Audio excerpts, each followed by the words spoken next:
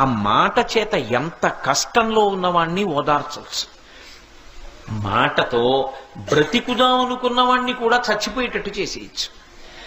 రావణాసురుడు మాట్లాడిన మాటలకి సీతమ్మ తల్లి చనిపోదాం అనుకోలా? అదే సీతమ్మ తల్లి హనుమ మాట్లాడితే బ్రతుకుదాం అనుకోలా? ఒకడి మాటకి బ్రతుకుదాం అనుకుంది, ఒకడి మాటకి చచ్చిపోదాం అనుకుంది. మాట అంత శక్తివంతమా కాదా? అంత శక్తివంతమైనటువంటి మాటకి ఆధారం పెదవులు. ఈ పెదవులు కదులుతూ ఉండడం గొప్ప కాదు, జీవితంలో ప్రయత్నపూర్వకంగా పెదవులు కదలకుండా ఉంచగలగడం గొప్ప.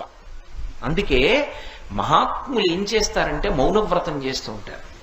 చంద్రశేఖరేంద్ర సరస్వతి మహాస్వామి వారు ఎప్పుడైనా ఎక్కడైనా నోరు విప్పి ఏదైనా మాట్లాడారనుకోండి, తెల్లమారేటప్పటికి కనీసం అది 200 భాషల్లోకి తర్జుమా అయ్యేది. ఆయన మాట్లాడారు అంటే సరస్వతీదేవి